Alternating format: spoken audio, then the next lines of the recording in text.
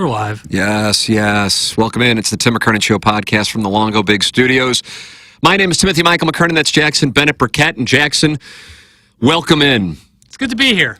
Great to be here is what it is. Oh, my gosh. You got a little pep in your step. Yeah, got all the work done I needed to. Well, most of the work done I needed to. And now I'm feeling unencumbered, just totally free. Jackson and I both are dealing with headphone issues. That's right. So if you had any class, you would send us new ones, preferably a couple $100 a piece. Yeah. That's just my minimum. But the right side is not working for both of us. Is that the deal? Yes. Yep. I get nothing out of this right here, but it's rendered totally useless. So we're going to battle through it, though, and I think that's the thing that you can come to expect here on the Tim McKernan Show podcast. Brought to you by James Carlton of the Carlton State Farm Insurance Agency, online at carltoninsurance.net. By Design Air Heating and Cooling, online at designairservice.com. By Mark Hanna and Evergreen Wealth Strategies, online at evergreenstl.com. And by the great Jamie Burkhardt and Peter Mungenast at Mungenast, St. Louis Acura, and Mungenast Burkhardt, Alton Toyota. Let me go into the YouTube. This is a rare matinee. Yeah, QFTA. Well, we are matinee idols. Oh, KG and Otan says, hold on, I'm on my way back with Beats by Dre for both of you. Oh, wouldn't that be great? Yeah, this is the first time but I know it was my 2-year-old doing this. Yeah, I guess, theoretically with this podcast. I say that, and then there's probably something that I'm doing wrong. With this podcast specifically, we don't, outside of just hearing ourselves in our We're not taking calls? We took a call from the Plowhawk one time. We did, yeah. Well, that was an emergency pod. It was. Emergency pod. But outside of that, I don't really think the problem is, no one's really selling a lot of wired headphones anymore because of the advent of Bluetooth technology. So finding wired headphones is more rare than it's like trying to find a flip phone. You got to go to, the dark regions of the... And we have to have wired, right? Yeah. I guess in theory what you could do is have a Bluetooth, but that would be you'd be a whole production to have Bluetooth headphones and do radio. It'd be a whole production. Yeah. So, yes, we need wired ones, and it's depending. Yeah. But you're a cans guy over earbuds. I am. Yeah, I guess I could get earbuds. You're right. Those are cheap. These were $18 earbuds. And I did it for my hair, but now I'm kind of used to it, and I think I'll stick with it. Because before I put the headphones on my head and I had the headphone dent in my hair. Yeah. And when you have hair like mine, it's just you can't recover from such a thing. Your questions are always welcome. TMCKERNAN at InsideSTL.com. Boy, we are stored up for the winter on questions, so thank you to the listeners for sending in questions. T. McKernan at InsideSTL.com. We have the YouTube chat open if you would like to ask questions as well for those of you watching live. TMA has a fan page on Facebook, which you can join. Jackson will ban you, though? Is that what you do? Randomly. Yeah. Okay. I just pick an account a day. Account a day? Yeah. That's what you say goes away?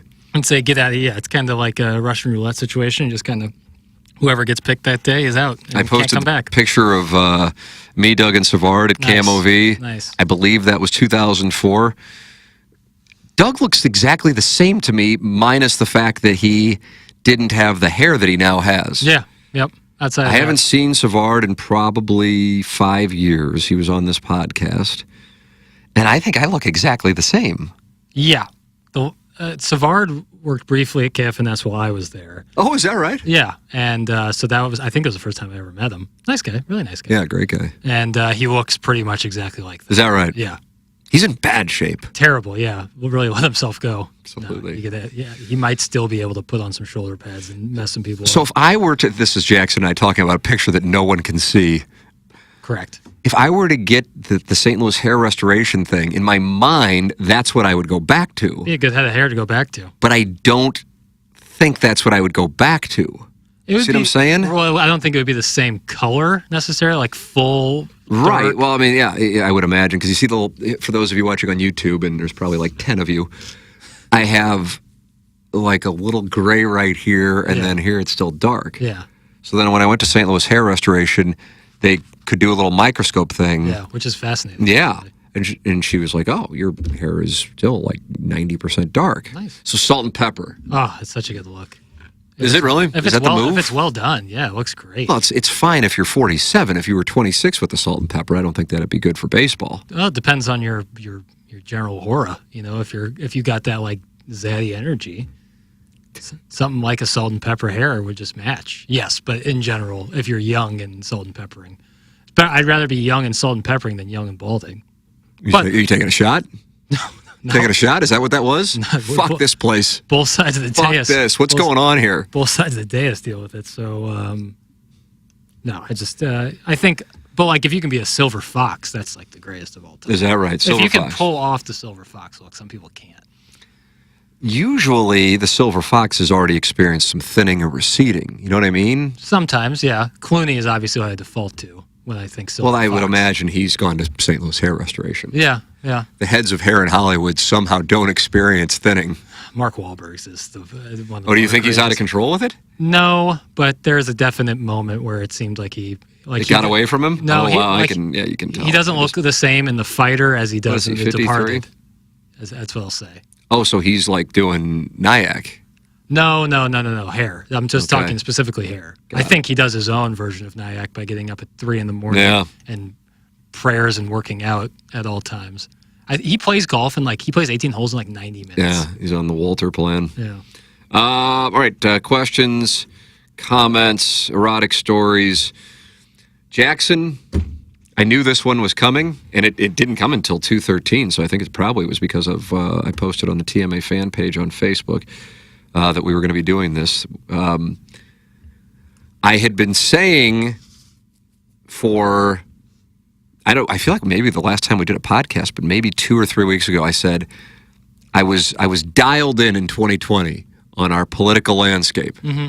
I had the Joe Biden play when it looked like Joe Biden was getting ready to leave the Democratic race.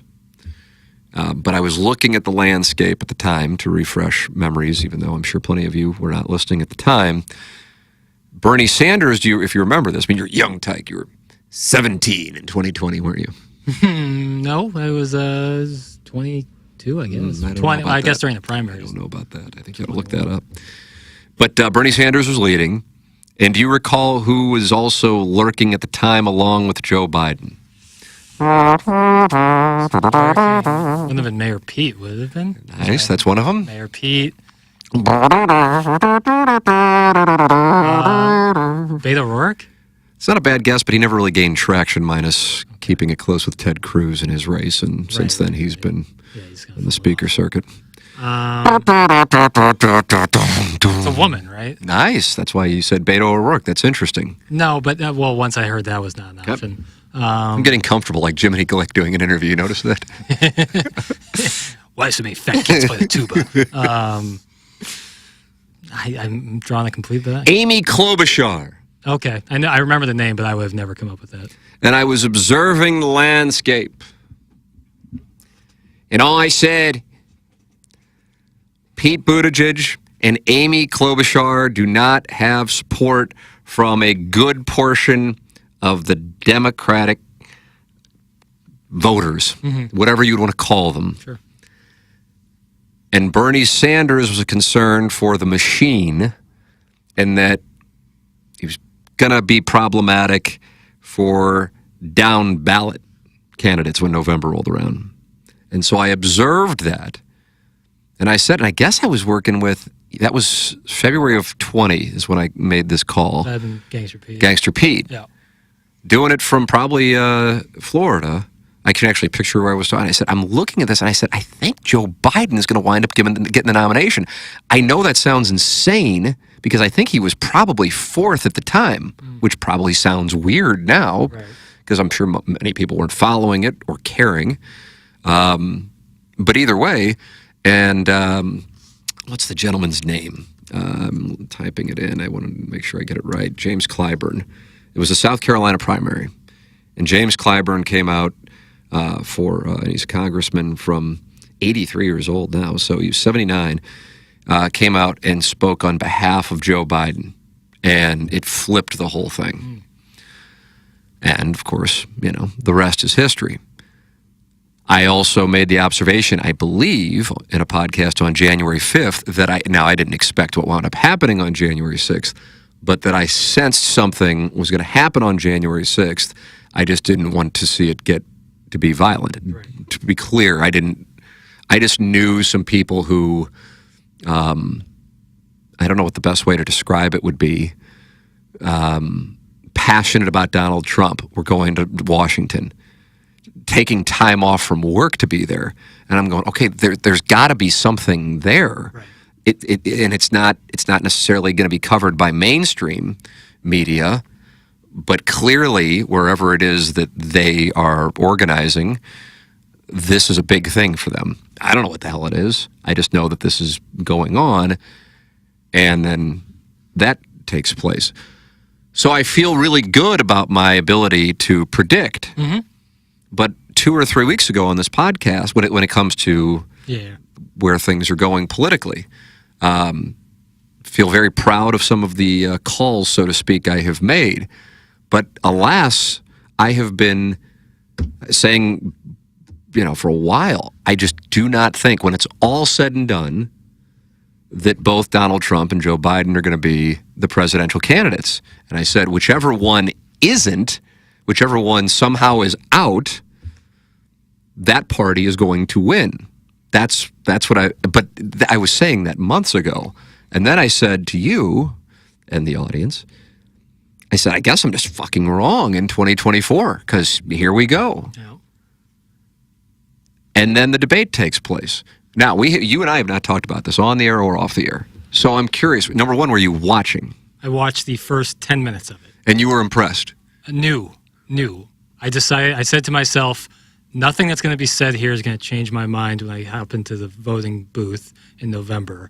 And this is hard to watch, so I'm going to watch something else.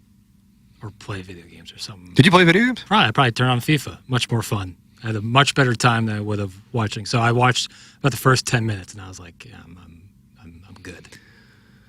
So one of the things that I have been saying is, and I guess it would have to be with like kind of playing it back. It would have to be the Democrats that would do it. That somehow one of them isn't going to be the nominee when it's all said and done. But like I said, here we're in June, and they're about to have a debate when we were doing this podcast, and I don't remember which podcast it was, but it was within the last month, because I remember sitting across from you going, I guess I'm just wrong, that somehow there'd be some kind of, I really believe this, but now I wonder if I'm like Pizzagate guy, like, am I going to be QAnoning?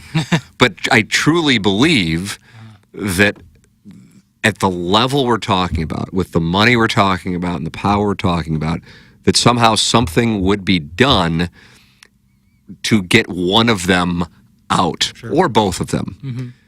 That's what and I'm like, well, shit, they're going to debate. At this point, the ship has sailed. Yeah.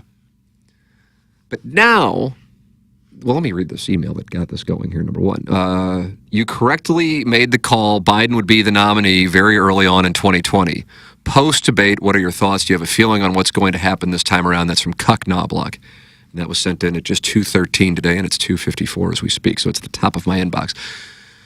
So, as I look at this now, and then I look at Joe Biden, the way he spoke at the State of the Union, and the way he spoke the next day at a rally in Raleigh, in North Carolina, I can't help. I know it sounds. I don't give a fuck though. This is what I wonder about. I'm not saying this is what happened. Listen to me, but I wonder when I saw that man walk out on. There's a movie called Mr. Destiny. I can't imagine goodorbad.com has had a chance to. We haven't had our scouts look at it yet. It's from, I think, around 1990. With the delightful Jim Belushi and Linda Hamilton. Love Linda Hamilton. You really? T2. Yeah, she's great. I'll look it up since I got my laptop. Her and Sigourney are like the action movie queens. 1990, shipped it. Of course I did. And the film is, it got 35% at Rotten Tomatoes, so... Well, Good or Bad hasn't sunk their teeth. And that's why I love Good or Bad. Mr. Destiny? Mr. Destiny. Okay. And it's basically sliding doors before sliding doors. Okay. Jim Belushi, he's a worker bee at this sporting goods company in whatever suburb he is now residing in. Mm-hmm. In the state championship baseball game, he's up, and if he gets a hit, his team wins the state championship. But alas, he swings and he misses. And instead of marrying the delectable Rene Russo, he instead has to settle for Linda Hamilton. Well. And he becomes a worker bee. But Rene Russo's father owned the sporting goods company. Got it. Well, in Mr. Destiny, Michael Caine, you know him from Dirty Rotten Scoundrels. That's, I guess, where I know he's a longtime collaborator, Chris Nolan. I might know him from a little better from his films. Comes along and shows Jim Belushi what his world would have been like had he gotten a hit. It says here it's heavily inspired by It's a Wonderful Life. I'm sure It's a Wonderful Life would like to distance itself. I was about to say, Frank Capra might not be on board. So, once Michael Caine of Dirty Rotten Scoundrels fame appears and shows Jim Belushi what would have happened had he hit the ball, he hits a home run, they win state, he's a hero, he probably has an orgy, and he marries Rene Russo. He marries Rene Russo, whose father owns the business. Well, that means Jim Belushi now is the president, while his father-in-law is the chairman who's getting ready to shut it down. Very pro-nepotism movie. I know. It sent a message early on. So the father-in-law in this film, in both when Jim Belushi strikes out and when Jim Belushi hits the home run after he meets the great Michael Caine, just kind of wanders around the office, goes, oh, okay, well, hit a home run today. That was the way he would rally the troops. Just a doddering old man. Sure. And I bet there were millions of Americans when they saw Joe Biden walk out onto the stage saying, oh, it's good to be here, good to see you, good to who were thinking, Mr. Destiny. Right. Millions of Americans immediately began to think of Jim Belushi in Dirty Rotten Scoundrels. Michael Caine, of course. And I swear to you, when I saw him walk out there and Trump's not on the stage yet, I go, who the fuck's he talking to? Who's he? I don't know who he's talking to. You could hear him. They're not really addressing it, but the president is walking out there just kind of like muttering to himself, and he's walking like the father-in-law in Mr. Destiny. And I'm going, in my mind, honestly, I saw the State of the Union, and I go, this guy looks like he was at the fucking Viper Room for 2 days straight. And then they go, all right, now read off the prompter. Yeah, piss and vinegar. Oh, my God. Yeah. So I'm like, can't wait to see how many rails he did before the debate. Right. Instead, he's the father-in-law in Mr. Destiny, as everybody was thinking. Yeah. Oh, good to see you. How are you doing? There's nobody out here. Who the fuck's he talking to? And then Trump walks out. I'm like, are they going to shake hands? Absolutely not. Perfect. We've set a great tone. Yep. And I watched this, and I'm going, you know what I did? I immediately went to Bovada. You know what? I thought you might. Did you really? I was watching it, and I was like, boy, I bet the odds are flying around right now. Oh, my God. Yeah. It was like watching the market in September of 2008 on Biden. You could see it live. And Trump going up. Right. You know, he went from whatever it was minus, I don't know, became a substantial favorite. Sure. Biden is dropping down. Meanwhile, I'm seeing Gavin Newsom and Michelle Obama move from plus 3,000 to like plus 1,500. I mean, in the course of the debate. Yeah. And I'm watching this, and I'm going, and I go upstairs to, BS with my wife, and I go, I don't know what the fuck's going on. But we were together on January 6th on that day, and still remember that situation. I said, whatever is going on, I have no idea what's going on.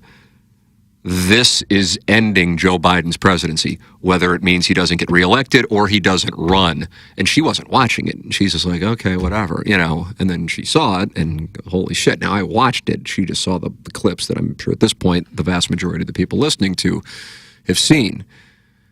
And so I wonder, because I'm like, the guy that did the State of the Union and the guy who appeared in Raleigh-Durham the next day was not the same guy who was out there on Thursday night at the debate. And so my mind wanders as to, was this a sabotage? It's the earliest there has ever been a debate. Mm-hmm. Yeah, that's true. There's enough time before the DNC in Chicago, fittingly, take you back to the magic that was the '68 convention, and I'm going. This is in my mind, because you know how my mind works. It's the same reason I arrived at Joe Biden's going to be the nominee. I don't know how. I just know they can't have Bernie Sanders, they can't have Pete Buttigieg, and they can't have Amy Klobuchar. And then when it actually winds up happening that way, and people are going, Joe Biden, where the fuck did that happen? It makes me go, it's all, and I want to be clear, I hate that I think this way. I don't enjoy being right. You think I'm enjoying being right on what happened on January 6th? No. Because then it just makes you more cynical. Yeah. But then I see that and I go, holy shit. Now, in my mind, there is no way that Joe Biden is the presidential candidate for the Democratic Party when November rolls around. That's where I am. I have no idea who it's going to be. I don't think it's going to be Michelle Obama or Gavin Newsom, who I believe, as of the night of the debate, they were the two that were, God, I was like, oh my God, can I bet this? Because I think what's going on right now is people are like, oh my God, this is put it in the bag for the Republicans and Donald Trump. And I'm going, this is the worst thing to happen to the Republicans and Donald Trump if you want Donald Trump to win. Right. Because now there's going to be a new candidate without the history that Joe Biden has, who's going to obviously be, how can you be less charismatic, obviously be more charismatic and be able to challenge him when he goes off and does his thing. And Joe Biden stays in, he loses. It's like how Claire McCaskill, whatever year that was, sent money to Todd Aiken's campaign to make sure that he won the Republican primary so she would get him. And I don't remember who the other choices were. I feel like Greitens and Sarah Steelman were the other choices, but I could be wrong on that. In the U.S. Senate race, well, that got her to Washington, D.C. as a United States Senator. Yeah. So if I'm a Republican, I guess they're laughing right now about this, and I don't blame them. But I would want Joe Biden to stay in. Yeah, that's their best chance of reclaiming the White House for sure. Is having Joe Biden as candidate. Biden is now plus 350, by the way, Jackson. Kamala Harris plus 850. Michelle Obama plus 2,000. Gretchen Whitmer, I think that one is actually live, plus 3,000. Gavin Newsom, wow, I don't know what the fuck happened, plus 5,000. Hillary Clinton plus 7,500. Nikki Haley plus 15,000. These are obviously, this is across the board. Robert Kennedy Jr., by the way, skipped over him, plus 3,500. Ron DeSantis plus 15,000. I remember Dean Phillips is a Democrat who ran, and he's already out of office now. But he was trying to do the Kennedy-Carter thing, 1980. So, with that all said, there is that was the question. I would love to. If you go, you got to pick somebody. I would go Gretchen Whitmer, and I'm not saying my pick. I'm telling you how I see this going.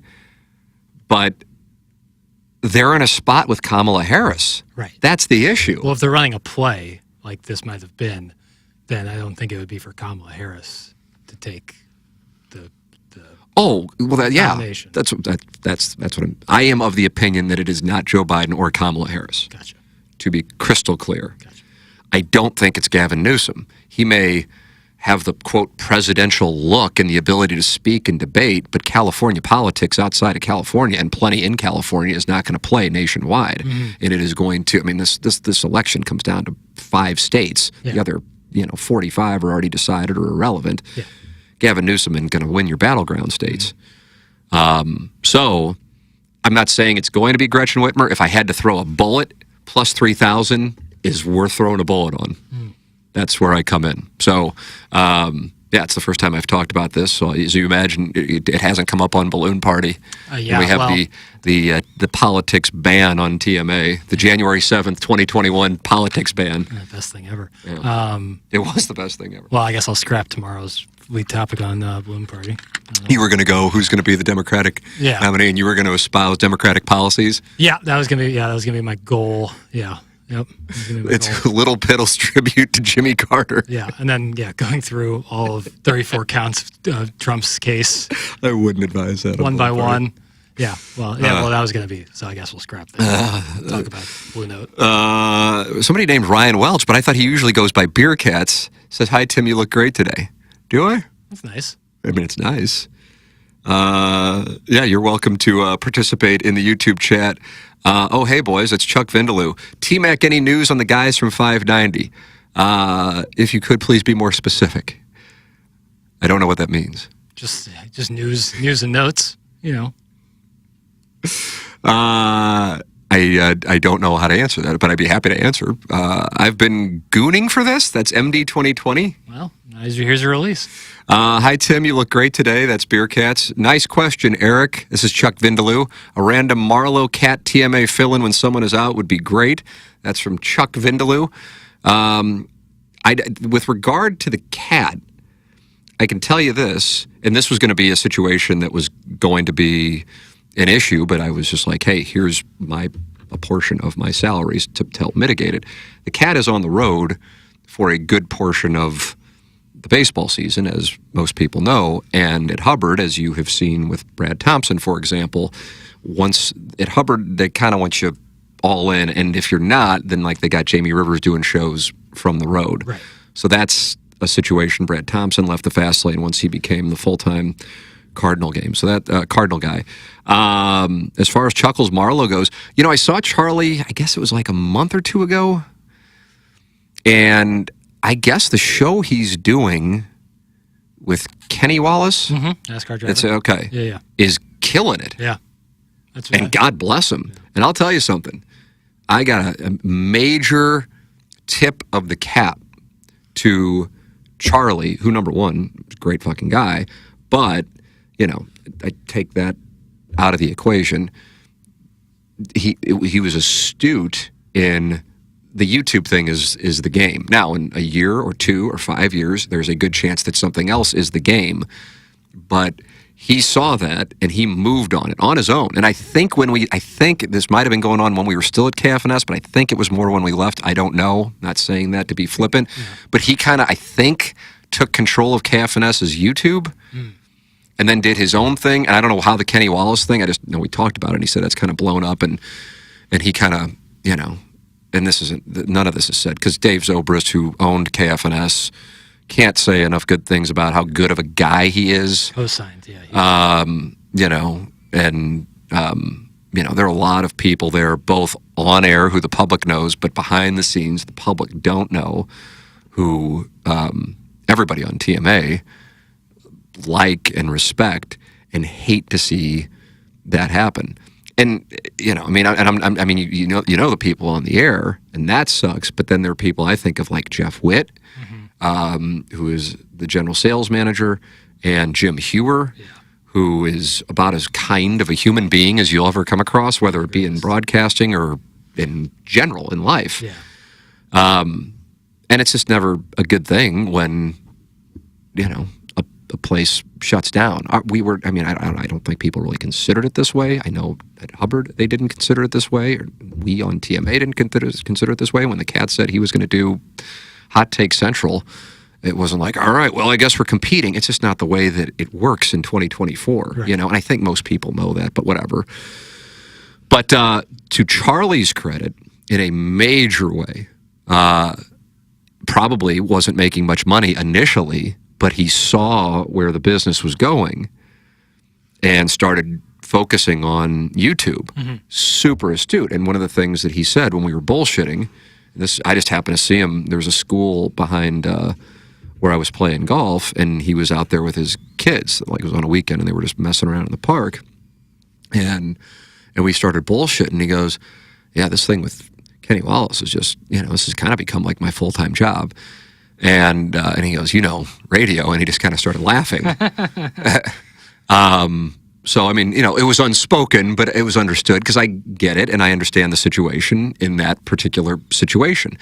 The reality for KFNS in particular, but I'd include it for radio across the board, and I would always talk about this for radio.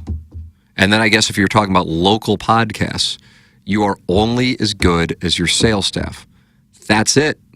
And I realize the public doesn't want to hear that stuff. But it's everything. Everything when we were buying KFNS 4 years ago was geared around the sales staff. We had hired a guy, I guess I don't know why I wouldn't be able to say this now, by the name of Mike Rowan, who was a general sales manager here. And John Sheehan, who ran KMOX for a number of years. Did you ever meet John? Met John? I was texting with him a few days ago. Really good guy. Big believer in TMA. Said, if we were to get KFNS, we got to get a GSM. You got to get that's because that's everything. Because you can have this great lineup, and KFNS did then and did up until it shut down. But if you don't have a sales staff, and it's not about one person, it's about a staff to constantly be generating new business, all while taking care of your current clients, you're doomed to failure. That's it. I also understand, as I say this stuff, number one, it's probably boring for people because people are titillated by the on-air stuff. But number two, people probably don't care, and it's also I'm kind of going into a language that has been my life for the last few decades. And for other people, it'd be like you showing me reports from your job that for you makes all the sense in the world, and I'd look at it and I'd go, "Fuck, I have no idea what this is," and on top of it, I'm bored by it. But when people ask questions about it, this is the reality of it. And so I oftentimes say, if you want to get an idea of the health of a show you listen to the advertisers.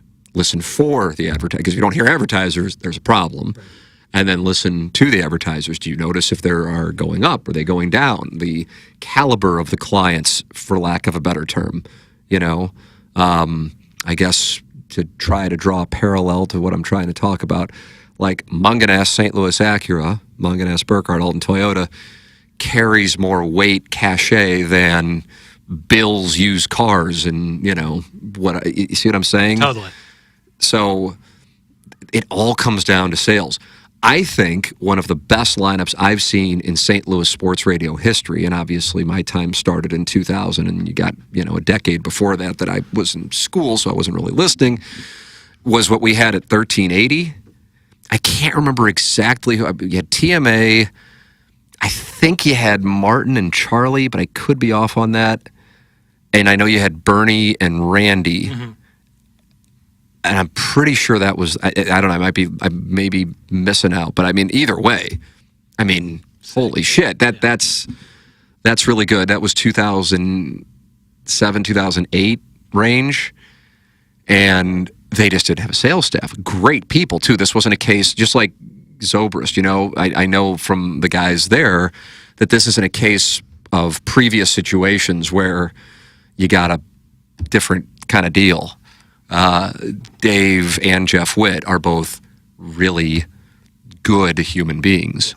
And to Dave's credit, man, Dave Zobrist's credit, he was passionate about trying to make this work.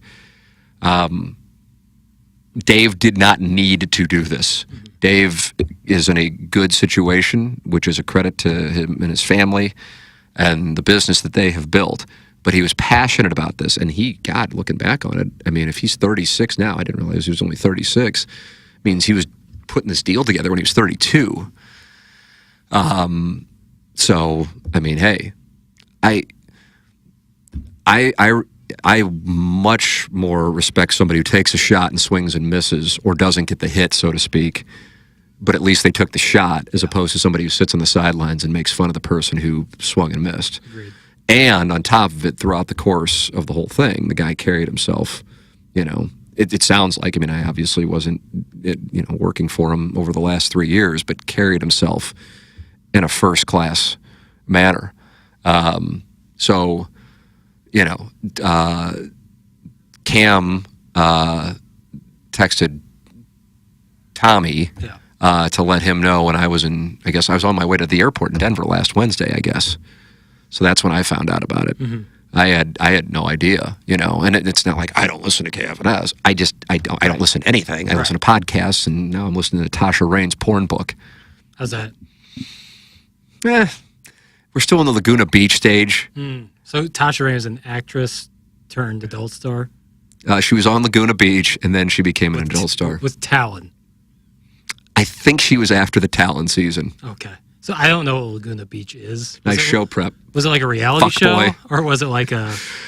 It was a Okay, yeah. reality show in quotes. Right. Like all reality shows are reality. Yeah, but I think this was like when they were really starting to get into the, we're going to set up and stir the pot. Do some cooking. Right, exactly. Do some cooking.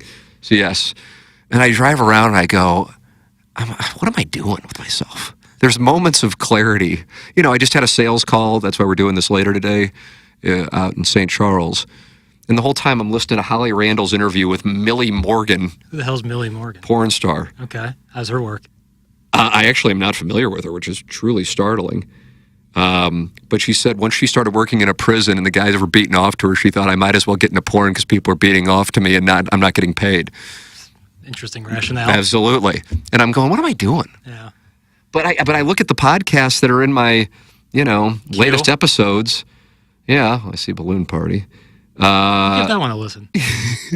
Smiley Coffin talks hosting Happy Hour. Cam Davis wins in Detroit. The interview, Eddie Murphy is ready to look back, perfectly predicting the 12-team playoff. Millie Morgan taking a fan's virginity to how working in a prison led me to porn. I go, that's what I'm going to go with. Can I got this long copy drive. And paste that title into today's episodes? Right. Yes, we can. All right, perfect. So I don't know why the fuck I'm talking. Oh, I listen to podcasts anyway. It's just it sucks. Yeah. I mean, it sucks for a number of reasons. It sucks for a bunch of reasons. And the thing about what I will say, I guess, about because I don't know what happened. I wasn't there. It's not my place to talk. I wouldn't appreciate it if somebody started talking about what happened with my business if it went under. You know what I mean? Totally. Because then it gets into, it was personal, and then they're trying to, So I don't know. But I feel like we were in a position in 2020 to do some great things with that place. I really do. Because we were getting, the focus was going to be on sales. And I'm sure I would have caught, but hey, and the other thing that I would have really liked about it, which is why I was doing it, was I sense there has been a sense of frustration with a portion of our audience that I don't just take responsibility for everything. But if I'm going to be honest with the audience, I'm not going to lie when I don't have responsibility. Two sides of the other coin.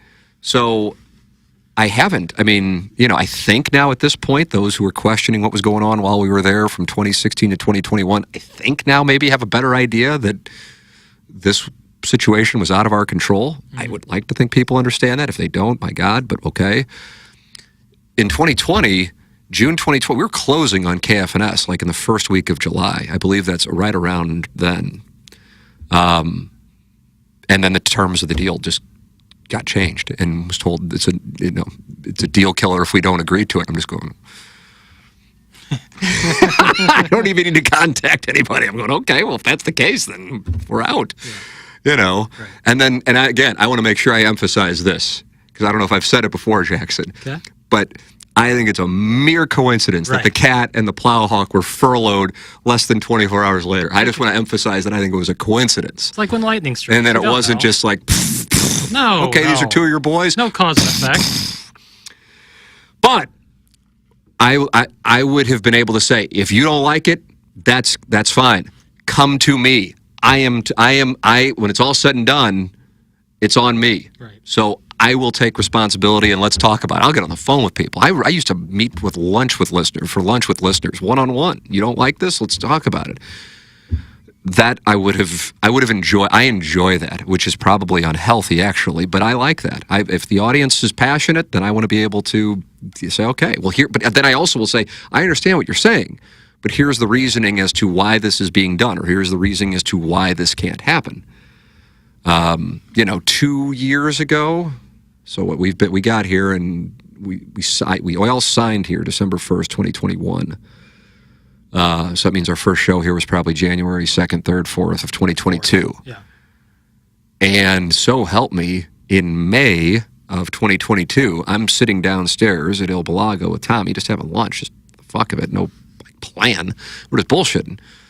And they're all excited about how the advertising revenue is going on TMA because I think there was some skepticism, uncertainty, and it was a little bit of a risk because they didn't know. Because all I'm doing is telling them they don't know until it actually hits. So now it's hit. Now they know that it works, and Balloon Party's going well, and so things are doing this across the board for the business, because Balloon Party and TMA, relatively speaking, to Hubbard's business, is a fucking rounding error, if that. Yeah. But you're talking about a company that's, got however many stations in 8 markets, most of which are bigger than St. Louis. And he goes, what can we do to make the show even better? I go, I'm just telling you, the guy our audience loves and the guy that the guys on the show love is Jay. Right. And he goes, well, then let's look at bringing him on board at the start, because there's a budget. When it's a professional operation, there's a budget. And I don't say that to mock it, but at times at KFNS over the years, and other places probably, it wasn't professional. And that's not said to be a shot. And I'm not saying that's what was going on now. I'm just talking about the experiences that I know. So I can't speak to what went on the last few years. I'm sure there were budgets. But it's just like, yeah, we'll do this. Okay, we'll do this. And like, okay, our number used to be this number. Holy shit, you just added 30% to it. Right. You can't do that, because that means we got to replace that with a bunch of different advertisers just to break even, much less, profit. And, in Tommy's mind, we're talking in May, we'll try to bring Jay on, for January when it is budgeted for. And of course, Jay gets sick in October, passes away in November. Then, guess I can tell this story too. And I'm telling these stories to help hopefully explain to people why things are the way they are or happen the way they happen. Because I think, again, that there is a sense that there's cryptic, and this is just it. I'm in Jupiter, so this had to have been March of last year, and there was an opportunity at Hubbard, and Tommy was interested, but it wasn't with TMA, and Tommy was interested in KG and O-Town Ford, and he calls me, and Tommy doesn't. That's not the way things usually work with him. Usually he's like, hey, let's catch up, after the shows, and I'm like, what's up? And he goes, hey, I think this could really be good for KG. He's really, and he wasn't doing anything here at the time. He goes, but I know that we want to bring him on board with TMA, but at the same time, this would be now, whereas the TMA thing would be in 2024. Right. What do you think? And I go, what an ass. I said, I appreciate you asking what my opinion is, but number one, you got to do what's best for your business. Number two, what an asshole I would be if I'm like keeping a guy from an opportunity. Right. So I said, talk to KG. That's your call and that's his call. And hey, man, good for you, or good for KG for going from a TMA listener who has shown his creativity and his work ethic to doing what he's doing, all while working another full-time job, that it could lead to an opportunity, and it was a very good opportunity. So that's how high they were on KG and O-Town in March of last year. Well, the reality, unfortunately, of our industry, and this is not St. Louis, this is not TMA, this is our industry as a whole that goes well beyond St. Louis, this goes nationwide, and I would imagine beyond nationally, is that there was a downturn as far as advertising spending went, starting right around this time, actually last year, it's third quarter of 2023. And so that which was a certainty, which was KG and O-Town was going to be brought on full time, changed. There's nothing deviant or malicious. I'm not going, you fucked me over. I know what the situation is, because the numbers dictate the situation. And so I understood. And to KG and O-Town's credit, he wasn't like, what the fuck? I mean, it's a professional. He understands. And so, I brought him on board when Peter Repp left Sound Story, but he is not a full-time employee of Hubbard. I think some people may think that, but he's not. He comes in here, but if there's a Sound Story responsibility elsewhere, that's where he's going to be. But by hiring him at Sound Story, that allowed him to leave his previous full-time job, which was not, a broadcast-related job. So that's great. That's an addition, and I would love it if he becomes a full-time employee at Hubbard at some point, but at this point, he's now working for Sound Story, and I'm very happy to have him on Sound Story. So, that's the background. Point being, to give context, I understand it, and I really don't care if I come off as an asshole because I think that's what I am, but I don't want the manner with which I deliver the information to get lost in the fact that, oh, this guy's an asshole.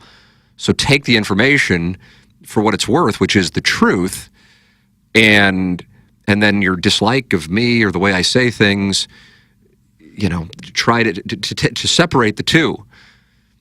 This business is not in a position to be adding on at the moment. And I'm not talking about TMA I'm talking about this business is not in a position to be adding on. I say that with confidence. I don't say that Hubbard-wide. I say that business-wide. There will be exceptions. You have a handful of people in this industry who can mobilize an audience, and if they move, the revenue moves with them. But that is not most people. And so when people ask about, man, it'd be great to have the cat, or man, it'd be great to have Charlie, or man, it'd be great to have the cat and Charlie, I understand it. I totally understand it. But I know, number one, with what just happened with KG and O-Town, and, going back, although Jay's situation was health-related, that if things change economically, they don't go, well, I know I told you that we were going to do this. I understand that things change, and that's the way that it goes, So it's like the guys at KFNS. I don't get the sense that anybody, I could be wrong. I don't get the sense, though. I don't know how they could be, but I don't know because I don't know the situation. Anybody's going, man, Dave Zobrist screwed us over. They go, good guy who did his best. Yeah. To his credit, he tried it. They know he didn't need to because they know he's got a good situation. And he operated honorably, yes. But things changed, and he had to shut it down. That's unfortunately business. And business is the same, whether it be a restaurant or radio or take your pick of whatever other company.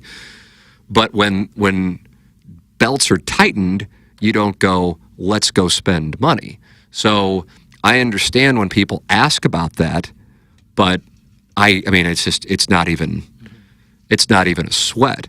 I think, if anything, we were close to losing a member of the show a few months ago, not because they did anything wrong, but because they may have had to do it.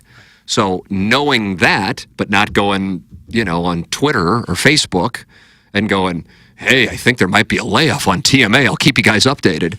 Mm-hmm. You keep it. Yeah. You keep it in the room, and as I would imagine would be the case at any business. If you're aware of the situation, you just do your job, and you do. I think I don't think I've said this, but I try to give people some things on QFTA that they otherwise may not get.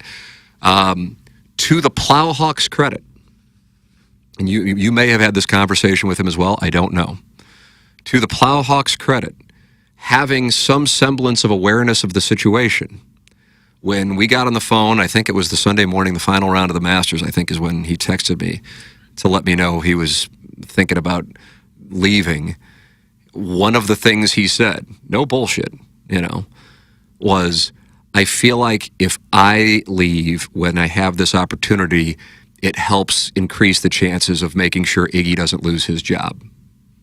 So, that's, you might not like the Plowhawk on the air. Maybe you love the Plowhawk. I don't know. But to me, I don't know how you can't do anything but respect that. Absolutely. You know what I mean? Now, that's not, to be clear, that's not the reason he left. Right. I want to make sure that's clear.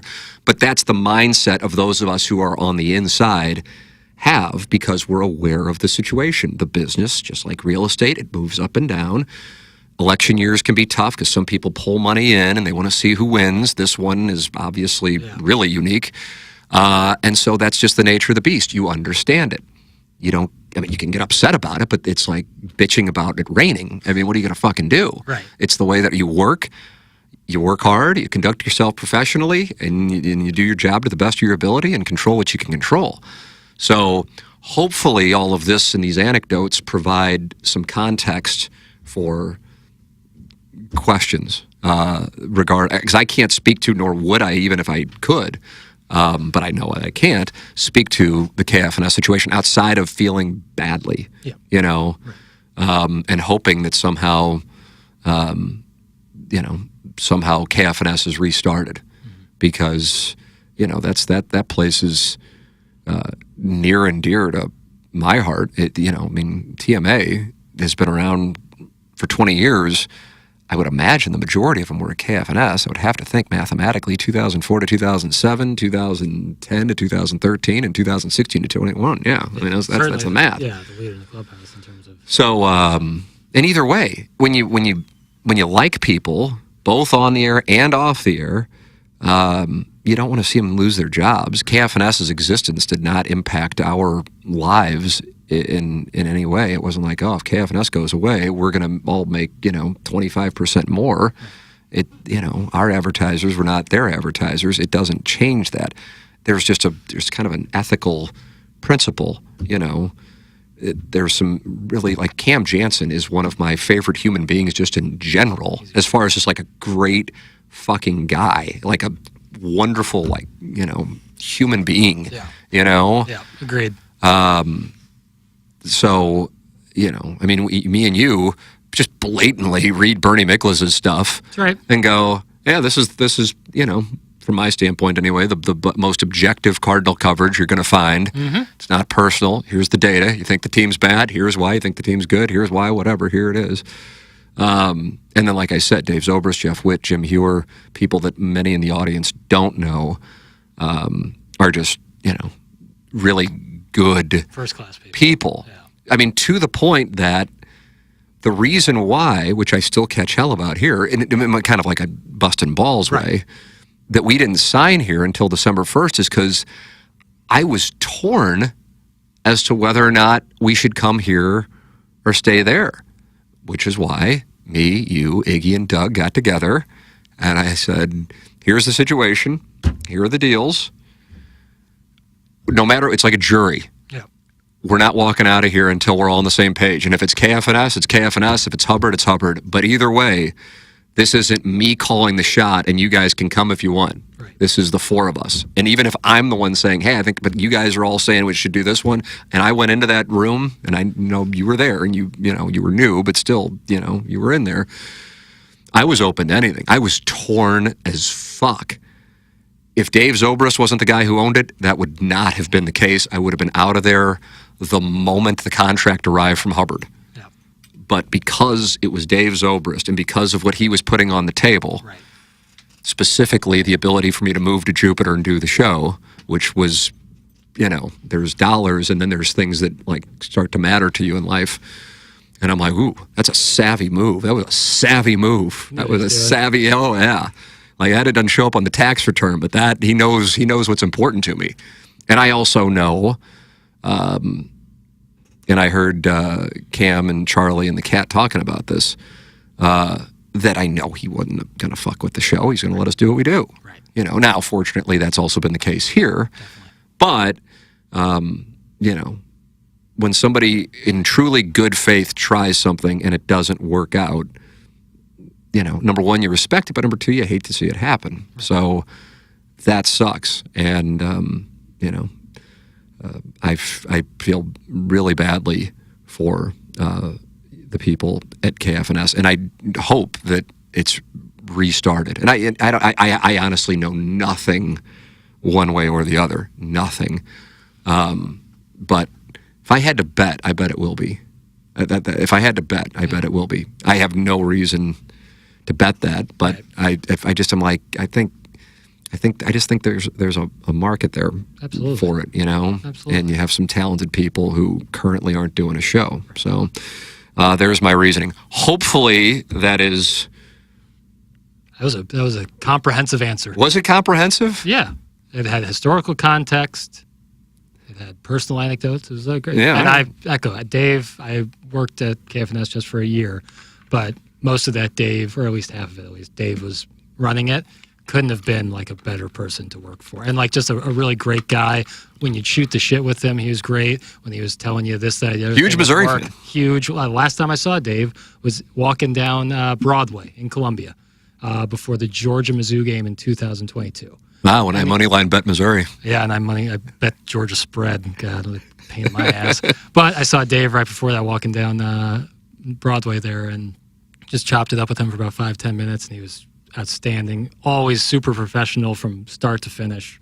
Couldn't say enough great things about Dave and all the people on air and off air there. You mentioned Jim Hewer, like really truly like nicest human being. I know he would run like the superhuman. Yeah, like he would produce and run the board for Bernie, so I'm sure some people have heard his voice, but like world class guy, like really, really awesome guy. A lot of love for a lot of those people. Yes. Kwame Voyukas IV says, "Damn, Plowsy is a real one." Really, there real, you go. Really real. So there's a little story. I try to, there's reason for things. Yep. They're not half-cocked. It's just not the way that I work. If anything, it's kind of torturesome. Tommy and I were talking about something yesterday, and I'm like, I didn't fall asleep until 1:30 on Saturday night, Sunday morning because I'm up thinking about X, Y, and Z. Yeah. And he goes, I wake up in the middle of the night. I'm like, I don't, I'm just, but I mean, it's because so I don't know, a lot goes into decisions, probably too much. If anything, I'm guilty of being indecisive based on over-analysis. You know what I mean? I had the same issue. Okay, so you can relate, and I'm sure some people in the audience can. Obviously, 590 went under, but I never got the impression that AM radio was overly popular outside of KMOX and Cardinals games. That's from MD 2020. It gets down to, it doesn't really matter where you're distributing your hashtag content. God, I hate that term, but I guess that's what it is. Right. It's just that term's been bastardized. It has. It's, do you mobilize an audience to generate a return on investment for your advertisers? That is the business, period. Yeah. That's it. Yep. That's it. That's be it. Two guys in the closet with doesn't matter with microphones play. As long as someone's recording the audio and you're putting it out there, it's available in the same way. Yeah. So one of the things, and I guess I get it, but it just to me it just is like, it's like if I'm sitting at a poker table and somebody does something, I go, okay, I'm going to make sure that when I'm in position with this motherfucker, I'm calling, and I might have one card in front of me for all I care. It doesn't matter. I know I'm going to get the pot because they've exposed themselves as being a fish. Mm-hmm. There are certain little tells. When people bitch about the amount of money Pat McAfee makes from ESPN, all while going and look at all the layoffs, I'm going, we all have numbers attached to our names, and they're dollars. And I'm very confident that Pat McAfee's number is a black number, meaning he is a profitable expenditure, and these other people who might be wonderful people, and they might be making a nice living, as expensive it is to live in the Northeast in Connecticut, but they're replaceable, and they're replaceable and saving, and to cut down on the red that is their salary. Now, as opposed to paying X, we can pay X times 0.5. Meanwhile, if we lose Pat McAfee, we lose all that advertising revenue. That is the game, period. And I don't know I don't know how or why I'm aware of that. Probably because my dad was in sales. But I used to say shit to him. It's like, in a way, and I'm going to make it clear, I'm not mocking it because I understand it because I was this guy. Like, I'd bitch about the KFNS lineup to him, This is like in the 90s. And he was the general sales manager. And I go, nobody has Howard Stern on. Why not put Howard Stern on? That show sucks. And I think it was Jay's show, actually. And Jay would have told, but if Jay were here, Jay would say, yeah, that show sucked. And he goes, Timmy, you don't understand it. That'd be syndicated in St. Louis. People want to hear St. Louis. Nobody wants to hear national shows. For advertising dollars, we got to have a local show in Morning Drive. And I'd be like, you just don't get it. Well, it was me. I didn't get it. But you're 21, 22, you think you got all the answers. And then you're in the business for a few years, and then you sit on the other side of the desk and you go, it all comes, just like any other business, it comes down to, I just think that there is a thing that, I like this guy, so therefore they should hire this guy. Right. And that is not the way that the world works. And again, if somebody is responsible for mobilizing an audience that therefore generates return on investment for advertisers who spend their dollars with the entity, that person would be hired. Period. And I guess it's just kind of, to me it strikes me as so obvious, but this has been my life for a quarter of a century, so, I know it, Yeah. But I guess I also understand, obviously, that's not the way most people are like, well, bring in the cat and bring in Charlie and, what about doing this and broker in time? I'm like, have you heard Hubbard broker out time? That's not what goes on here. Right. This is whatever. It's up to them if they want to publicize I doubt that they do, the amount of money that comes through here. But I'd be surprised if they do so. But I believe it's a privately held business, so I don't believe they have an obligation to do so. Right. But like getting, whatever number. I mean, Yeah. So there's it's immaterial. Right. It's and there's so. I want to answer as many questions as I possibly can on it, all while attempting to explain how this works, Yeah. and also some anecdotes from recent TMA history to give you an idea of this is not a place, this is not an industry that is going, oh, let us now spend. Right. It's just not where it is. Right. Because if I had it my way, Tommy and I would have gone, Jay's awesome, and he would, all right, let's hire him today. Right. No, it was, well, we'll hire him when I get budgets approved for 2020, I guess that would have been 2023. And KG in O-Town. I mean, we're talking about KG in O-Town for 2024 in March of 2023. Yep. And then things change in July of 2023. KG in O-Town doesn't get hired. It wasn't like we didn't like KG's TikTok. It was advertising revenue didn't go where we thought it was going to go in the industry, and we've got to be careful. Yep. That's it. But that's how you survive, and when the times are good, that's how you thrive. And I realize a lot of people get this, but also, I mean, you can motherfuck me, it's fine, it doesn't matter. But a lot of people don't get this. Right. And I was one of the people who didn't get it. And then I was on the other side of the desk, and you go, oh shit, we got to make this much. I mean, my biggest, if there was one thing from 920, which was the only place I really truly ran, and even then I didn't own it. So I didn't have the final say on, some things. But I made the mistake of getting caught up on this is a big name, this is a big name, this is a big name, this is a big name, and the advertising dollars will follow. Right. And it's not the way that it works.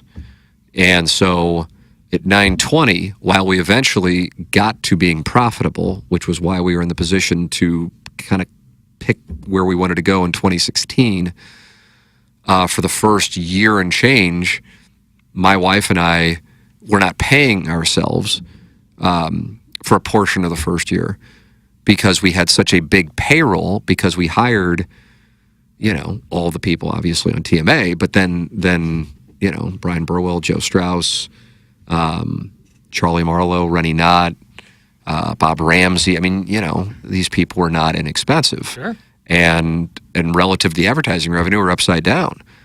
Going back, now knowing what I know, what I would have done to the late, great Bert Kaufman, who owned 920, I would have said, and he would, I know how the negotiation at this point now, it's kind of like, okay, I'm going to bet pre-flop, I call, all right, I'm going to bet on the flop, okay, I call or I rate, you kind of know the plays once you've played enough. Well, I need you to, take all 5 days and all 24 hours. I just want the weekends, Tim. And I said, Bert, I'm only interested in 7 to 10. That's it. And I'll give you, whatever for 7 to 10. I'm not interested in the rest of it. Well, I can't do that. Okay, then fine. And then I know what would have happened. He would have come back and we would have worked out 7 to 10. And shit, we could still be there if that's the case, honestly. Right. And because that was the best. That was the fucking best, which tells me how much I enjoyed having my own thing. It came with stresses, but once you got it up, it's like a satellite. You got to get it into orbit, and it's a motherfucker to get it up there. But once you get it up there, so 2013 and 14 were the motherfucker, but the end of 2014 and 2015 were the best, the absolute best. Because the lion's share of the revenue was coming from 7 to 10. The lion's share of the expenses was coming from 10 a.m. to 7 p.m. As far as a proportion goes. Right. To say that at the time would have probably might come off badly now. I don't know. It's the truth. But I'm hosting the show that's on from 7 to 10. It just so happened that TMA was responsible for the lion's share of the revenue. Is in my position, just like John Kiowski and Tommy Mattern's here, you want to find as many Riz shows and TMAs and Fast Lanes and Courtney shows as you can, Right. That's what you want. The more, the better. Yep. But they don't come around all that often, Right. So I fucked that up. Nobody to blame but myself. It was certainly done with good intentions, but looking back on it, it's like, until we're profitable, what I should have done was gone, okay, fine, Bert, if that's a non-starter to only take 7 to 10, I'll take Monday through Friday. I'm going to syndicate 10 a.m. all the way to 6:59 a.m., and then I'm going to go live from 7 a.m. to 10 a.m. That's what I should have done. And I would have made a shitload more money because the expenses associated with 10 a.m. that were upside down. The only show that was profitable was TMA. And that's, again, this is just math. It's not personal. I would have loved to have had 3 other TMAs the rest of the day. But this is how it works. Hopefully this is resonating with those who are listening, because this is the truth. Yep. Comprehensive answers. There you go. Let's see. Tim, do radio personalities sign contracts? Can't speak for everybody. I have a contract. My contract is up at the end of this year. I don't know. But I mean, if a business I don't know if that's in reference to KFNS, so I can't speak to that. But if the business were to no longer exist, then the contract goes away. Sure. If somebody is to personally guarantee the contract, then that's a different conversation. Right. But yes, in my case, I do, and I would imagine the vast majority of people who are working in St. Louis do. Not everybody, but I would imagine the vast majority do. All right. Jackson, how long have we been going? I don't even know. You could tell me an hour and 3 minutes. Hour 7. Nice. Well, actually a little less, so like an hour 5. So you're pretty spot on there. Okay. Let's see. I'll go to the TMA fan page because we got some questions on the picture of me and Doug. People are just ranking who they want to sleep with most. This picture got me pregnant. Don't ask. Yeah. Understand. Let's see. KFNS question, and then it's just a bunch of rankings of who's the hottest. It's a tough call. So there it is.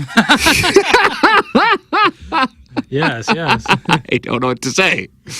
So you got a rare Joe Biden debate conversation and a little radio from, my experience perspective. Any thoughts on any of that, Jackson, or you just want to go home and ride your Sibian? Right. Well, yeah, it's warming up as we speak. I'm going to do a little grilling for the family when I leave. Oh, nice. Chickadee-doodle? It's going to be chickadee-doodle. Nice. Yeah. Putting some seasoning on there? I said to my wife, hey, I got a sales call, then I got a meeting, then I got to do QFTA. Can you can season that deedle however you'd like, woman. Right. I'll just get it on the griddle. That's what I said, because I call it a grill, because that's just the way I'm a frontiersman. Yeah, very much so. Sooner. and I don't think she had a real appetite to, I like to rip the skin off that deedle, Jack. Before you cook it? Oh, yeah. So drumsticks. It's drumstick season. That's my favorite. That's my favorite piece. So I'll get that griddle real nice like. Yeah. And then I cook it indirect. And I'm not saying because barbecue guy is not entering a dangerous soccer guy, barbecue guy, Mizzou fan guy. Yeah. Who else? Who else do we have? Bourbon guy, they always say. I don't deal with bourbon guy, but I Neither hear do I. about him. Neither do I. Yeah. And I think craft beer guy takes on a life that isn't true. A lot of people just like the taste of certain beers. I am nothing special when it comes to I'm grilling for a 2-year-old and a 6-year-old and my wife. I mean, this is nothing special. I want to be clear. Just don't say what kind of what method of grilling it is. That's the thing. I just caught myself saying indirect, and I'm sure that. Well, not even that. Like propane or charcoal. Don't say it. Whatever you do, don't say it, because there'll be someone in one camp. I will publicly speak on behalf of the charcoal community that I think charcoal is better for what my taste buds are. That's what I grew up on as well. Not to mention, in the time when the coals would heat up, I'd play catch with my dad. Oh, wow. What a memory. They're Americana. That's America, Jack. Yeah, so I'm also team charcoal. but oh boy, that's a danger. It's actually more dangerous if you say propane and like charcoal. People come. Is that right? So I think you're safe. Yeah, I'm pro charcoal. It'll be a process. It'll be a process, sure. Yeah, but that's part of the fun. But I'm looking forward to enjoying it this evening. All right, let's see. Has everything been tended to? I don't know. I feel like I still answered got some in the tank. You got something in the tank? No, just like it was just in terms of like energy. You know, if you wanted to go deeper. No. This point, I got Deedle. I got to cook the Deedle. I get that. And for me, with going to bed as early as I go, for Whoop purposes, sure. I like to be done dining by 6. Oh, wow. Done, completely dining by 6. Nothing else enters? Nothing else. Nice. The only thing that's going to enter me is my butt plug. Yeah, right. Okay. That Orally. can also be the title. The only thing, that's, so pertinent to what we talked about. So orally, the only thing you'll take in is the Deedle at 6 and then shut it down. That's and then correct. I guess the pills, but that's... They'll be the pills, absolutely. Yeah. But I cut those up and then I roll up 100. That's nasal. Yeah, wow. Meat and potatoes guy. Absolutely. And then I snort that and I go, I'm ready for bed. If you're a real meat and potatoes guy, you just take like a CVS receipt. Just roll that up because they're real long. Absolutely. Those things are monster. I have something that Jennings pitched about. Yeah, and fair, too. Oh, yeah. Now they give you the option not to have the receipt. I know. Jennings changed the world. It should be assumed. I get like some people need it, like if you're on like a business trip and you need to show receipts for expenses. Outside of that, in what world would I need a paper receipt? KG at O-Town just said medium rare chicken, zaddy. Yeah, don't do that. That's what my problem with chicken is. But I would rather overcook it and chew 3 extra times than even entertain the risk. Last night I cooked bratwurst. It was going to be the Deedle, but the 2-year-old wanted to hit an extra bucket at the range. Classic. And so I said to my wife, I said, hey, I'm not going to be able to do the chicken. If you want me to barbecue, she took the older one to Six Flags. We're like the Plowhawk. That's right. Season pass holders. I hope that doesn't come off as a brag. How many diamonds? Yeah. And I said, but I can knock out bratwurst pretty quickly. So here I am. I'm whipping up bratwurst just like I'm tailgating. Bratwurst, hey. And I mean, it's greasier than, Oh, yeah. So it's so the outside is getting cooked up real nice, like. And I'm telling you, I'm not good at this. Sure. My wife is very kind about how very mediocre bad I am at barbecuing. And so I think oftentimes I give her some garbage, and she just eats it. And, this is good. We just really like the Andrea sauce, I think is what it gets down to. Delicious. But last night, one of the bratwurst, I mean, it looked like wet pink in there. On the outside. Yeah, charred. Oh, my God. Inside. She goes, is this... And I go, no, that's a problem. Let me get these... Real tomato ketchup there, Eddie? Yeah, nothing but the best. Yeah. Tim, no caramel M&Ms before bed. No, I got off the caramel M&Ms. Only thing I've ever been addicted to. Honest, I guess there's a belief that I'm a gambling addict. Right. I didn't know that, but I guess I would understand those who would say I'm addicted to pornography. I would respect that. Mm-hmm. I would really more consider myself unhealthily interested in the industry. Yeah, what I've noticed is that you're not necessarily, you're like me with movies, where it's not necessarily the movie itself that gets you going. It's all the comings and goings. When I saw, and I don't know who it was, that Ella Reese and Abigail Mack worked together, I'm telling you, it lifted my spirits like a hole-in-one. And then there was nobody I could share it with. Right. Like, who do I tell? Like, it's not like I can tell. I mean, I can tell my wife, and she'll just roll her eyes. Yeah. Can't tell my parents. Yeah. You know, when I had a hole-in-one earlier this year, the community came together. That's right. And then it was not recognized by the establishment, which I respect, for the record, because I did not have an adult with me. I had a 6-year-old and a 2-year-old at the time witness it. So I get it. But anyway... You can share that, and people get really excited when people get holes. Well, you got one last year. Yeah, I did. So people get really excited about that. It's true. Yeah, I think Ella Reese and Abigail Mack might have excited me more. See, but who can I share that with? Right, and so earlier in the pod you had concerns. And let me tell you something. I watched the scene. I need you to know this. And I could tell that Abigail really liked Ella. Right, of course. She really did. Yeah, no, she did. It's just like Laguna Beach. Earlier in the show, you talked about, maybe I'm going Q Pizzagate here. I'm nervous that if you were to start some sort of secret porn group chat where you could talk about these things, it would what a fucking scene that would be. It would quickly turn into, where's the cave? That's my concern.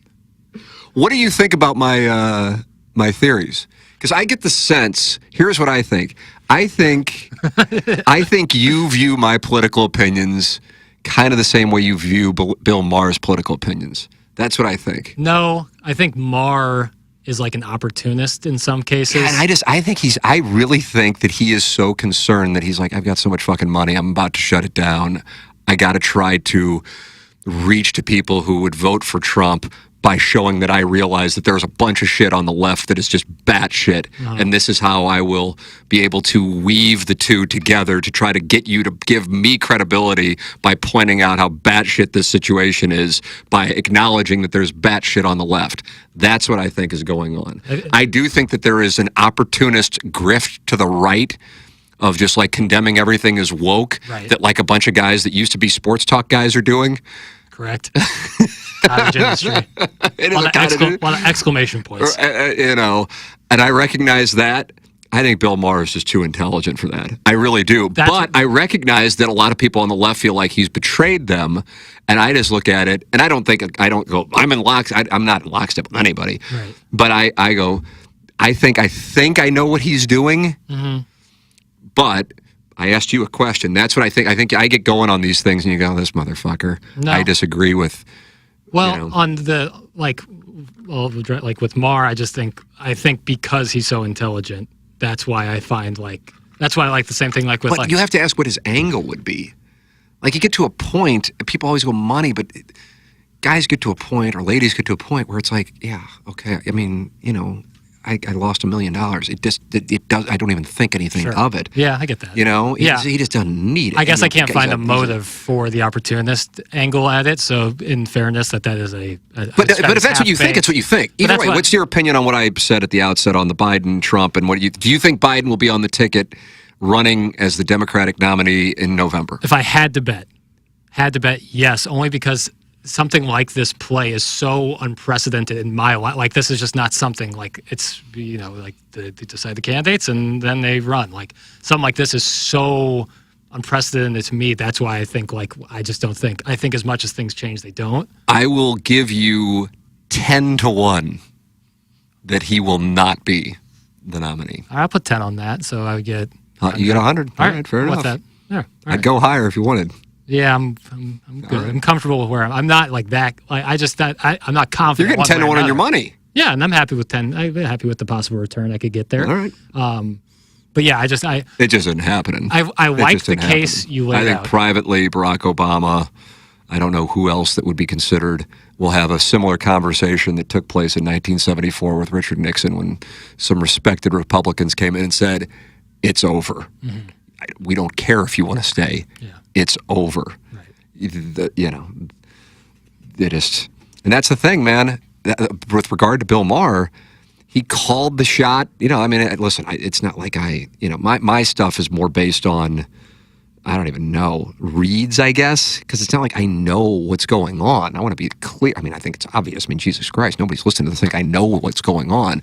But I looked at the situation in February of 20, and I go, they're freaking out about Bernie Sanders being the nominee. Not because they dislike him per se, but it's the politics of it. It's going to fuck up potentially the Senate and the House. So that's a monster problem. We can't afford that. And Buttigieg isn't going to get votes from a portion of the Democratic base because he's gay. As fucked up as that is, that's reality. Right. And Klobuchar didn't play well with a good portion of the Democratic base either. So I'm looking at them going, they're going to do something.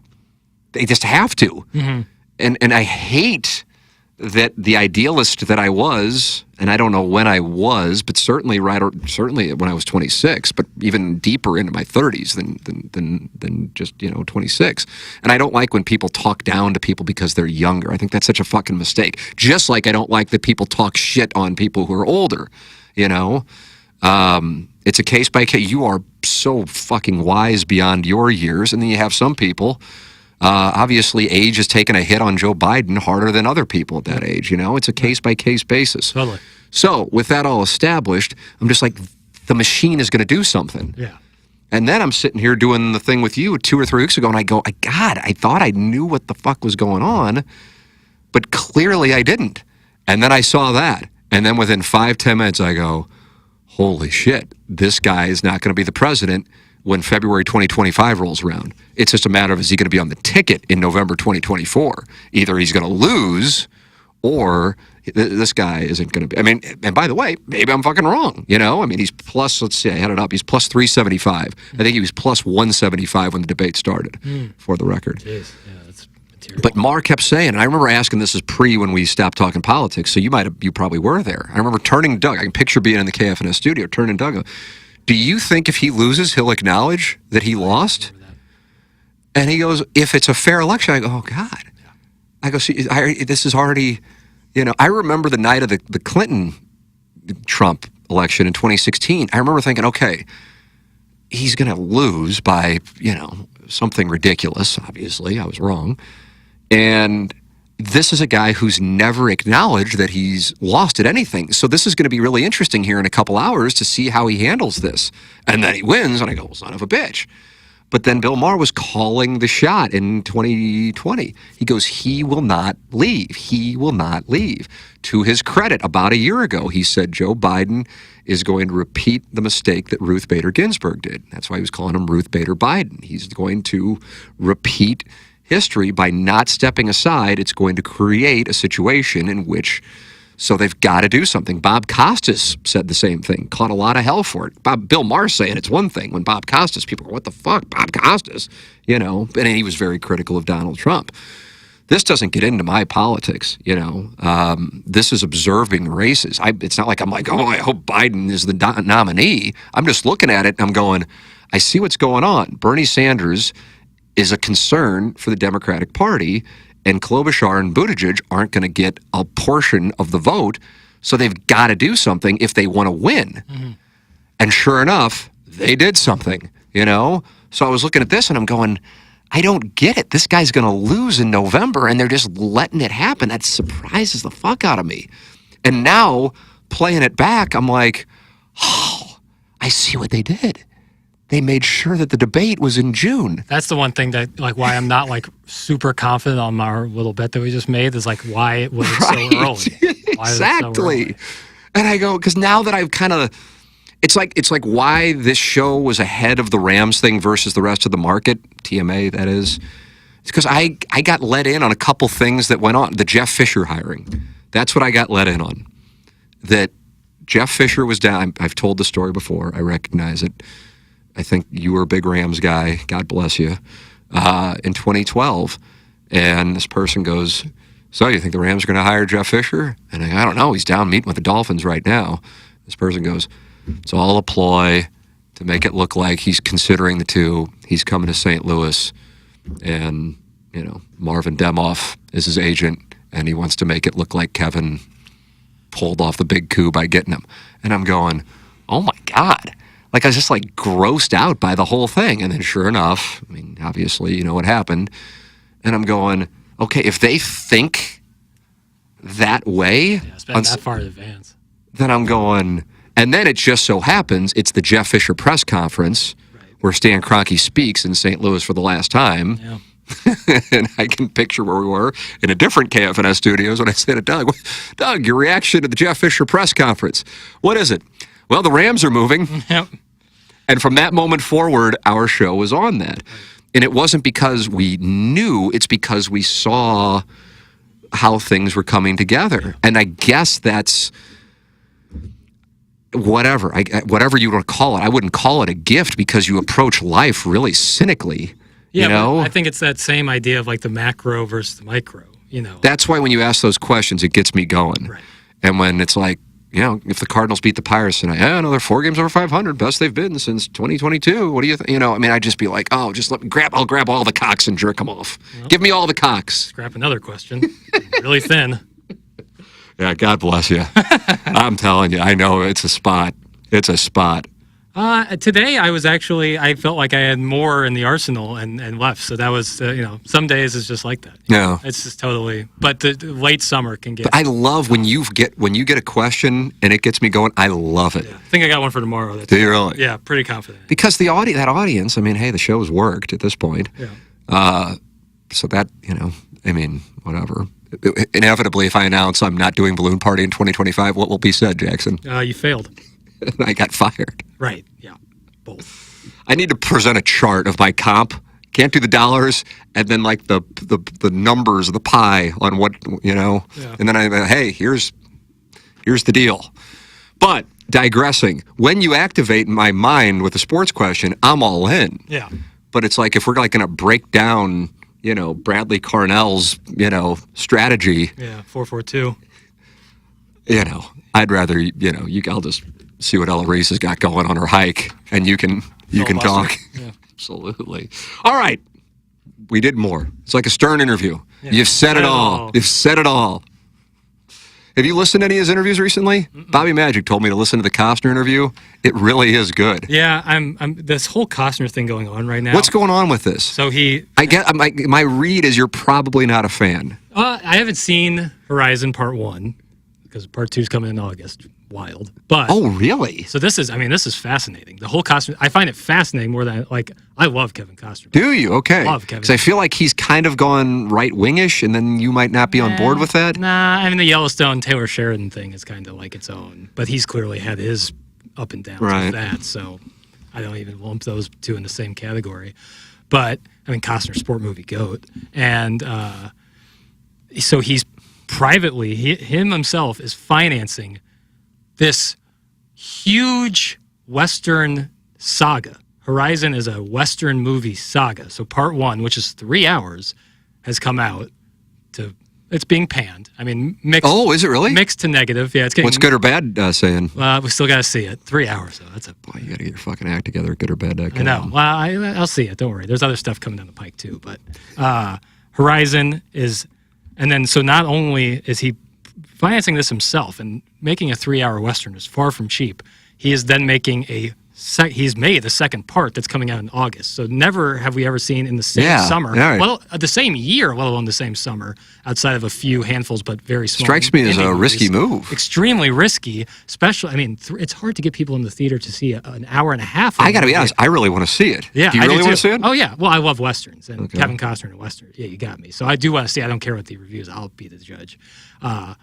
But we've never seen this before, and if he's able to make money, he's planning on a 3 and 4. Yeah, I've heard him say it's going to be a 4-part thing. So it's going to be like a near 12-hour Western saga, an American saga is what he's calling it, Horizon, an American saga. And this is unprecedented. And so he's also building out this huge marketing budget for it too, because it's his own money. He's protecting it. He's selling. So that's why he's doing all, because he's been doing interviews everywhere. I feel like he's going to pop up in studio with us in a mid. No, because he knows that if he's going to get people asses in the theater to see this, it's going to be because he's the engine of it. He's the reason that people are going to go out and see this movie. And so he's doing all the interviews and he's doing all of this. And it's so fascinating. I mean, we've never, ever seen. It's rare as fuck for a movie series to have 2 in the same year. Like indie. Has that happened? Kill Bill? Was that separate years? So a lot of times they shoot back to back with a lot of these things. But even then, they'll give it a year. Kill Bill, I think, had a year gap. Okay. There's actually a movie coming out next week that me and my girlfriend are Wet ecstatic. Pink. No, it is based a porn movie, though. It's called Maxine. It's a horror movie made by Ty West, who's this indie god, and Mia Goth, who's a fantastic actress. They made 2 movies like in the same year, X and then Pearl, and then Maxine's the third. But that was a weird thing. That's an indie movie where the budget is not even a fraction of both movies combined of one of these Horizon American sagas. These are costing an exorbitant amount of money. He's basically financing it himself. And he had to get out of his Yellowstone deal to even do this. Got it. Ooh, 44% on Rotten Tings. Yeah. That's not the end all be all. Kevin Costner's Horizon box office boondoggle. Yellowstone fans are largely a no-show. This is the Hollywood Reporter. That's the first article that comes up from July 1st. So it's not doing well at the box office? Is that the deal? But there's a reason they don't make a lot of Westerns anymore, and there's a big reason that they don't make a lot of 3-hour independent stories, like original stories, because that's not what the people want. And if you're making a movie 3 hours, that means one less showing at each screen per theater. You're going to lose out. Did $11 million at opening weekend, cost $100 million to make. Oh my God, $11 million opening weekend that's a death sentence. Ooh, that gave me. So he'll release. That gave me late night score chills. Yeah, he'll release part 2, I guess, and that will be it. So that's my only concern too. Is if he planned this to be a 4-part thing, it's going to be incomplete. Yeah, that's supposed to open on August 16th. Yeah. Tickets are already on sale. Insiders say there are no plans as of now to change the second film's release. Exhibition execs say the same. Other sources add that it's too soon to declare Horizon Chapter 1 a box office dud, and that, like a slow-moving tumbleweed, it still has time to find its audience. It does. And Westerns, there's certainly a core audience for Westerns, but it's a 3-hour Western where there's a part 2 already coming. So you're basically asking someone to sit down in that theater for a 6-hour experience. God, wow. And that's just not what the current moviegoers want. Hell, it's hard to get motherfuckers in a building for an hour and a half long awesome story, let alone a 3-hour Western. So I'd watch Abigail Mack and Ella Reese for 3 hours. If it's in like a Western town? Anywhere. Costner might be calling on them if part 1 can 11 million opening at the box office is dog shit. Oh, that gave me chills when I read that. Dog shit. Does it say if it's rated R or PG-13? Because if it's rated R, that's there's a reason that no studio financed it. Because that's a death sentence. I have to imagine it's rated R. It's the same reason The Irishman, like Netflix is the only people who could pay for it. Budget $100 million. It's amazing that you don't even see ratings anymore. Yeah, but that's a big thing. 2 hours and 13 minutes. 7.2 out of 10 on IMDb. 72% on Fandango. 44% on Rotten Teas. How can I not see the fucking rating, eh? See, I'm really interested in seeing it. Yeah, I am too. I trust me, I'm gonna. How can we not see the rating? Can we get a runtime as well? Because you said 2 hours 13. I was reading 181 minutes. I see 2 hours and 13. Hell, I don't know. When I type in rating, that's when I get all this Rotten Tomatoes stuff. Hell, either way. I think it's an R.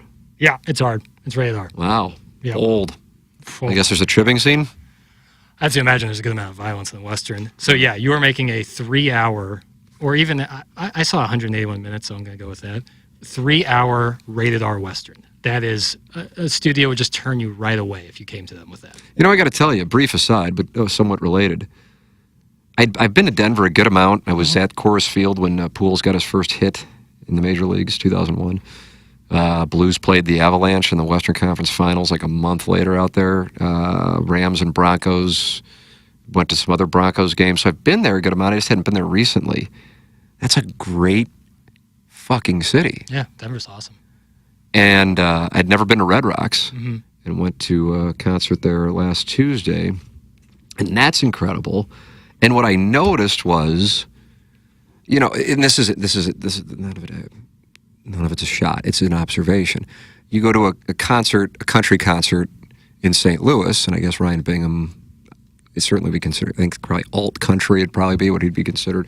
Anyway, you know, it's usually, you know, it's not necessarily people who are really cowboys. Right. Per se. A little cosplay action. There's a little, hey, and you know what? God bless. I mean, as a guy who wears a butt plug, I respect dressing up. Yeah. Especially with the one with the tail. I like to dress up as Charlie Chaplin. Is that right? Really? Yeah, do a little. You do a little bouncing back and forth like a penguin? Yeah.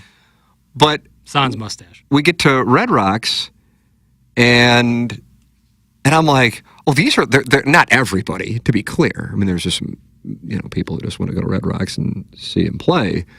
But I'm like, oh, so here we got some like real motherfuckers who came in from Wyoming or Montana or New Mexico or West Texas. Ranch hands. I mean, it just was a whole different. I mean, again, this was like, you know, maybe 20% of the crowd. But I'm like, and then like my wife's getting all damp about the Cowboys. What a sentence. That could be the title. Yeah, I don't see a better one. And she goes, you could never be. It's like I'm getting cocked in the parking lot. Well, I guess fucking this is your birthday continuation here, you know, and I'm getting cucked in the parking lot. You know, we go out of town back in February for the actual birthday. Here's the present, you know, 3 days in Denver.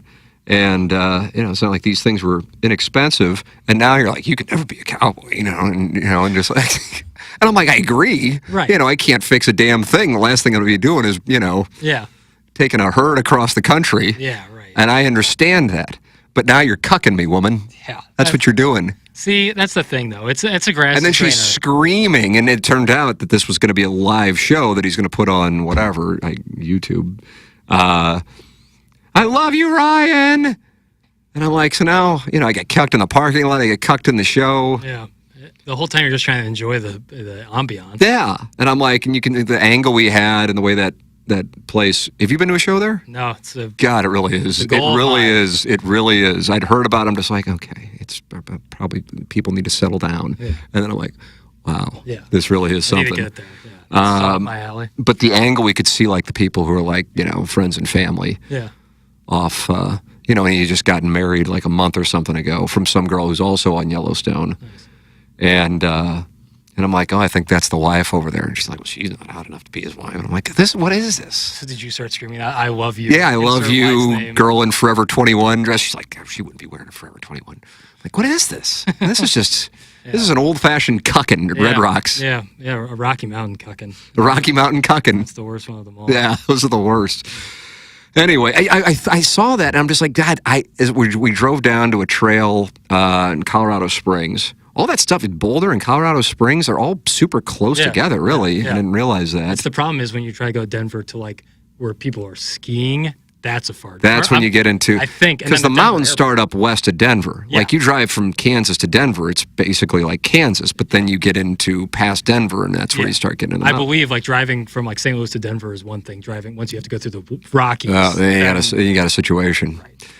Right. But I don't know what the fuck I was talking about. Doesn't matter anyway. I got cucked at Red Rocks. You going to some trail? You're talking about trail. Yeah. And I was thinking to myself, God, like how simple. Again, I couldn't be a cowboy, and it was pointed out multiple times during the Rocky Mountain cucking. Yep. But God, I envy the simplicity of like I saw these dudes. And I don't know if they got money or not. But you know what the thing is? I know they don't give a fuck. Right. They got land. They got, and like they don't fucking care about TikTok and Twitter and, and I'm just like, oh. Yeah, but how's their exposure? Oh, none. Zero. And I'm just like, I'll be a rodeo clown for you guys. That's what I can do. When you fall off, I'll distract the bull. After all, I'm in the Rocky Mountain cucking. I imagine a similar situation to, remember in Peaky Blinders, the guy who owns the yard, which just seems like a big dirt patch full of scraps. Yeah. You could That's what I would be. Yeah, just kind of tend to that. I don't know what he did exactly. I just knew he tended to the yard. Seemed to be a lot of meetings going on. There were a lot of meetings. It did seem like it was a dirty pool. But as we were driving down there, and just like, God, this is the greatest. And I'm like, I always thought it was just Jupiter. And I'm like, well, I like this too, Sure. It's just... Well, I'll go in December and see. Yeah, I know. I can't imagine. Yeah, I mean, it's... But it was hotter than fuck there, but there wasn't any humidity. Right, and that's the key difference. It's that. But plus, also, I'm sure it was hot here too. So I'm sure when it's like temperatures like it is here now... But it was in their low 90s, which was like record temperatures there. So they're not used to that. But I mean, I don't know. But anyway. Colorado in the summer is sick. Is that right? Yeah, it's sick. I just booked it. I'm like, oh, she, gonna jerk off to Ryan Bingham, and I'll get the tickets. But little did I know I'd be cucked. Yeah, it's brutal. That's not what you want. It's just not. No, I think this is Tim discovers the American West. I think that's what it is, and I'm gonna be a little cowboy. That's like a new like vlog series. Like you're kind of like it's like a travel food show. Like Tim's going to Santa Fe and Albuquerque this week. Tune in. Yeah, and I think that'd be just lovely. Well, we went to some restaurants.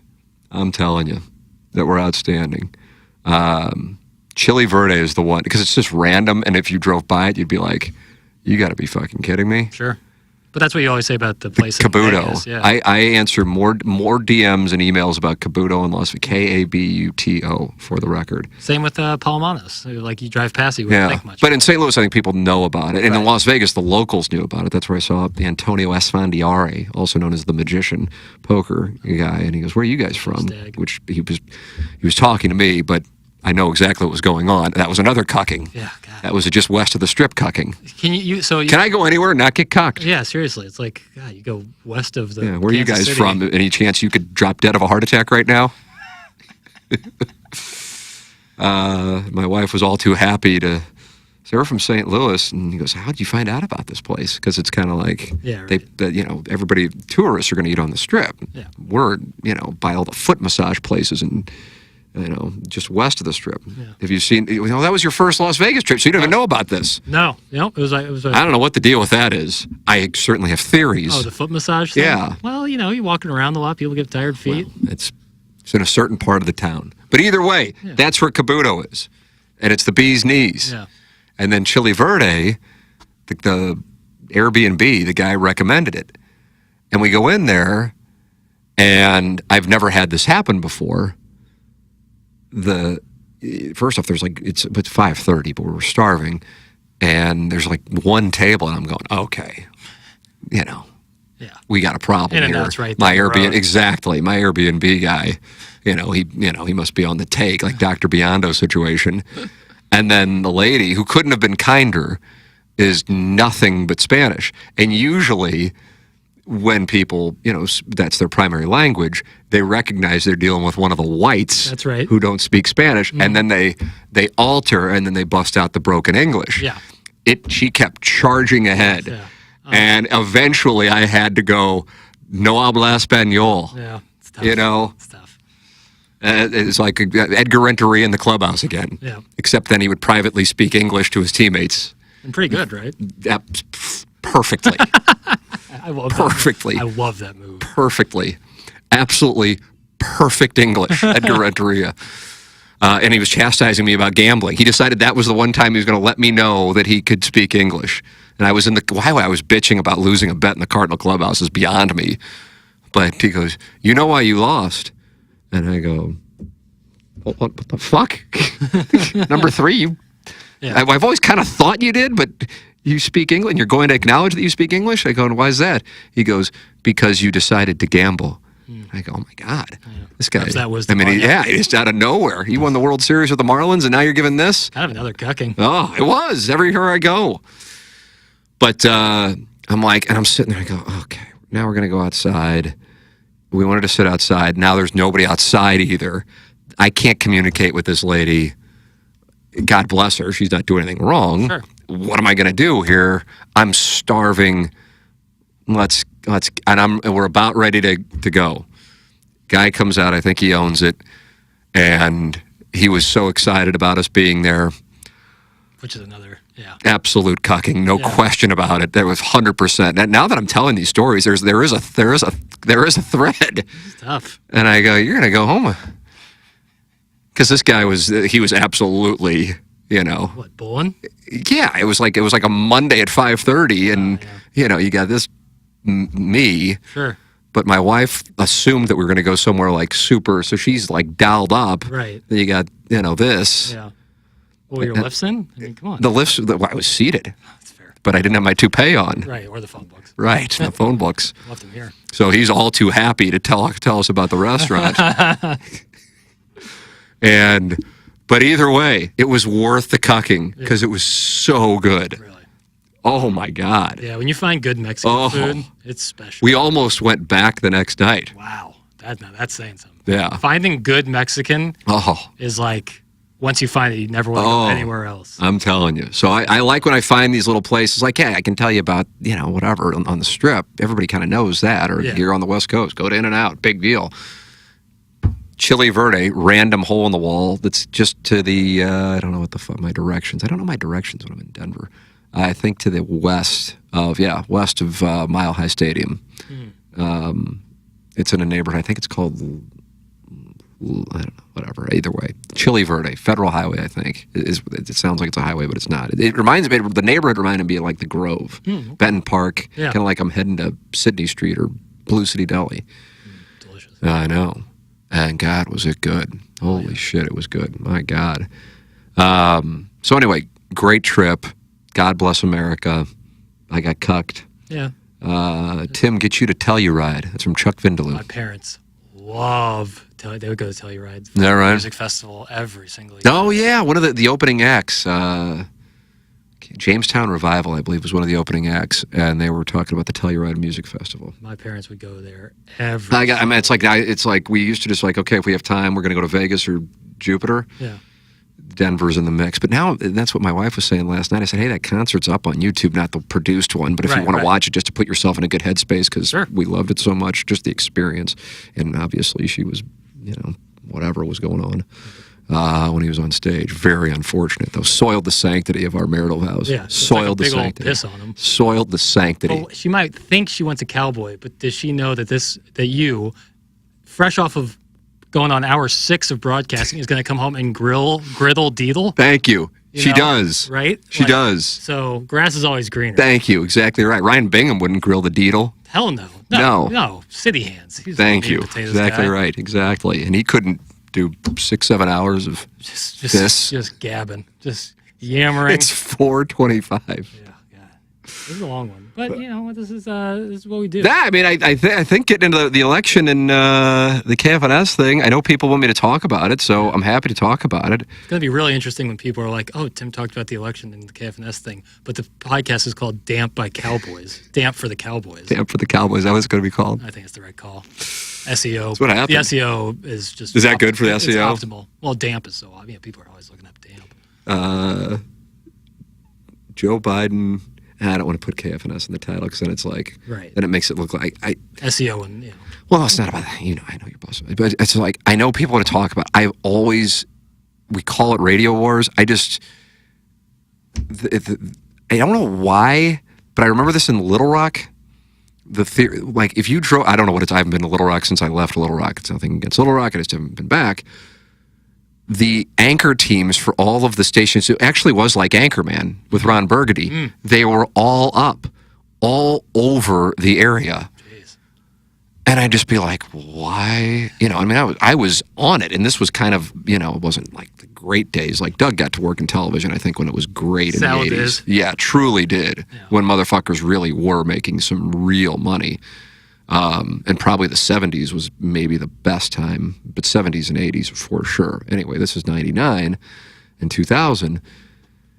And I'm just like, what in the world is the deal with these billboards? Like, I mean, am I in over my head? Is this a big deal? I mean, I didn't really think. And I remember asking somebody about it. I go, what's the deal with all the billboards? Columbia didn't have that. There weren't billboards of the news teams in Columbia. I mean, maybe there might be one, but these were all over. And they go, well, we don't have a professional team, so the celebrities are kind of I get that. The news teams. Yeah, because you can see them around town. Right. Yeah. And so I've been cognizant of, I always found it off-putting when I was growing up, even for as big of a Stern fan as I was. I'm like, what is this? And then we dealt with the Bubba the Love Sponge thing. It's just like, it's so hack. To me, I find it to be hack to broadcaster comments on other broadcasters or shows or stations. Because I know what I don't know what this, because I don't know what the situation is. I know this. People I like lost their jobs. That's the only thing I know. And that isn't a good thing. And so to then here's what I would say. Here's what they did wrong. Right. Fuck off. Right. You never want someone doing that to you. Well, I dealt with it during the Albert Pujols thing. Right. And I'm like, all these people are basing what they're saying on what is in the Post-Dispatch. I know this isn't true, but been told by my attorneys, you can't fucking say a word. So I just have to sit here and eat it. Yeah. And I'm like, this fucking sucks. I mean, obviously things worked out, but it fucking sucked at the time. So I'm sure Dave Zobrist is despondent. And I know Dave Zobrist is a good guy, and I know there are people who don't have other jobs who relied on KFNS for their income. And that is a motherfucker. Yeah. So that sucks. So to make jokes about it or, make light of it or, that's just not, but again, trying to take it back to what I grew up with, whether it be Stern, who I obviously was influenced by heavily, or Bubba the Love Sponge, so somebody that I didn't necessarily, whatever, listen to or think highly of. I always just thought it was kind of hack. Mm-hmm. And I never really got it, like Radio War. It's just so hack. Right. Because if you're good, the money speaks for itself. Right. I can get into the end zone and hand the ball to the official and then go on and focus on the next drive. I don't need to shit on people. Right. You know, especially people when they're at a tough time. Yeah, that's the thing too. Is like, you see, And I'm not on some moral high ground. I'm a bad fucking cat. All right, I want you to know that I'm a bad cat. It's just I just think I look at his hack. Yeah. That's what I look at it as. It's more about that actually. I just look at his hack, and it'd be like opportunist to like, you know what I mean? yes, That's not about it. KFNS going under had nothing to do with TMA. You know, TMA's success, if anything, we should be grateful that KFNS allowed us to do what we were able to do. So, but some good people lost their jobs, and a guy tried something and it didn't work out, and that sucks. And that's it. That's the beginning and the end of the chapter. Yeah, you know. agreed. So anyway, all right, time to shut her down, Jackson. It's 4:30. I got to get the deedle on the griddle. Yeah. I got to get the deedle on the griddle, I get these coals hot. and I got to make sure Ryan Bingham's not at my house. Yeah, And that guy from the Mexican restaurant, that's right. and who else? There's a lot of eyes I gotta. I'd assume you'd be good in Little Rock. You don't have to worry about getting cucked, I would assume. That's gonna lead to a whole nother story, but I can't do it. It's 4:30. We gotta There's go. Deedle to be cooked. There's Deedle to be If the last morsel of food you're gonna eat is about 6 o'clock. Yeah, I know. It's Yeah, a clicking. and I'm indirect cooking it too. Oh yeah, you might have to flame blast those bad boys. God, help us all. Charred on the outside and raw in the middle, baby. You go bone in thigh. I'm sorry, last thing. Oh, you go drumsticks. I'm Drumstick. sorry. That was dumb. So like there'll be like 12 drumsticks on the Deedle griddle, I like drumsticks. and then the 2-year-old. You know, I like the fact that he, you know. Yeah. But then Meat he potato doesn't. guy. He eats like the ligaments or whatever the fuck is it? tendons and stuff, Yeah. The gristle. And I just am like, this is great. Like he eats And the whole thing, including. I mean, there's just like a bone. Yeah. Like Dahmer was there. Yeah. You know. Meat and potatoes and my veal. absolute meat and potatoes veal. And my wife is going, look at the shit that you teach these kids with the, you know, you gotta finish the, you know. And he's over there. That's the Depression era. This is the last chicken you And ate I for think a it's week. the greatest thing in the world. Hey, yeah. And he's got the barbecue sauce everywhere and just like a bone, like a dog took, you know. Hell yeah. And she's appalled. Yeah, That's no why way. she's screaming for Ryan Bingham and whoever else is going on. All right, we got to go. Thank you for listening, as always. For Jackson Burkett, I'm Tim McKernan. This has been the Tim McKernan Show from the Longo Big Studios. Bye.